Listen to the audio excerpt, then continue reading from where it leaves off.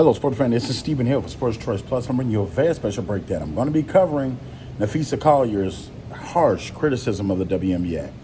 Before I get right into that, I'm going to make sure that you're subscribed to the YouTube channel so you can get all the updates and all the breakdowns. Without further ado, let's get right into it. Taking about 3.5 to 4 minutes to just read out a statement before she took questions. Nafisa Collier, who is the vice president of the WNBA Players Association, was very forthright, it sounds like, truthful, honest, and didn't hold back anything towards not only the upper management of the WNBA, but the commissioner. And he also talked about not the players not having the best interest, as far as them having the best interest in the players, in their health, and, not putting forth the best foot, and it being self-sabotaging in certain things that they were doing. It was very scathing. When you think about just the league and the WNBA and where they've been to grow the last 4 to 5 years, it's been a steady, productive train moving in the right direction. Yes, they've lost a lot of resources. Yes, they've lost a lot of funds. But I feel like the fan base is growing. I feel like they're starting to build up some college players.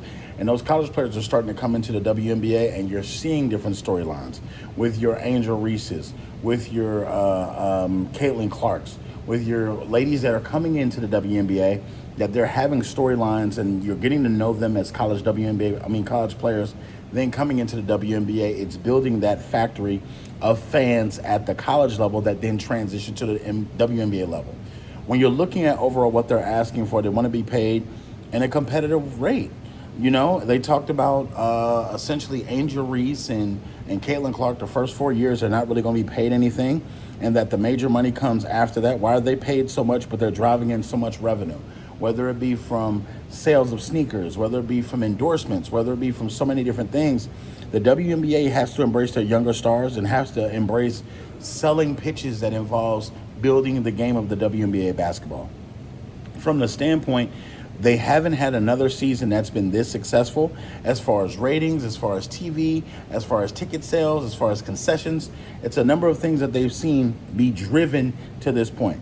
So I think that they have to understand they have a working model in the WNBA that has a lot of good pieces to it. If they don't want to mess this up and go into a lockout and possibly lose a large part of that fan base and lose a large part of that revenue, why do it? If you have some of the best players in the world right now crying out to you saying, hey, this is what we're requesting, this is what we're needing, it would behoove you in the ownership, if the money is coming in from the TV deals, if the money is coming in from all these different avenues and places, why slow that down? Why stop that from possibly growing and gaining traction and gaining more fans and going even more global and seeing more fans around the country?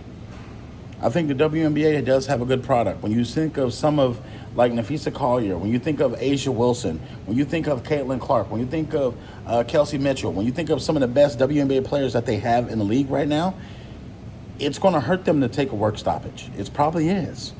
So not everybody's going to have a big name in the WNBA. Not all the teams are going to have the same resources, but you have to do what you can do as the WNBA to protect the players and to make sure that the product that you're putting out there is the best possible product. With that being said, I think the WNBA needs to take a step back and understand that the players are the real MVPs here. The players are who everybody's coming to see. They're not coming to see the ownership. They're not coming to see the commissioner. They're not coming to see the referees. So with that being said, good luck to the WNBA players as they go for what they want. Again, the negotiations have been fierce. It's been harsh. It's been toxic. And, some of the stuff is dripping out. And then the scathing thing is when she basically said, the commissioner said that they should be on their knees. The Caitlin Clarks, the Angel Reeses should be on their knees, that the WNBA even gave them a platform to have this type of success, to have this type of money, to have this type of endorsements. That's a dangerous pill to swallow, and it's also a tough sword to fall on. If she said these things, and if Nafisa Collier, which I don't believe has a reason to lie for any reason, is telling the truth, I think this is going to do a lot of damage, but it's going to lead to certain conversations that have to be had. And certain people need to be called on the carpet for their dismissiveness and their divisiveness of what's going on. So what do you think is needed for the WNBA to bounce back and to have this lockout not happen? Get in the comment section below. Definitely check out Sports Choice Plus. And as a WNBA fan, what do you feel is needed? We'll see you on the next episode, folks.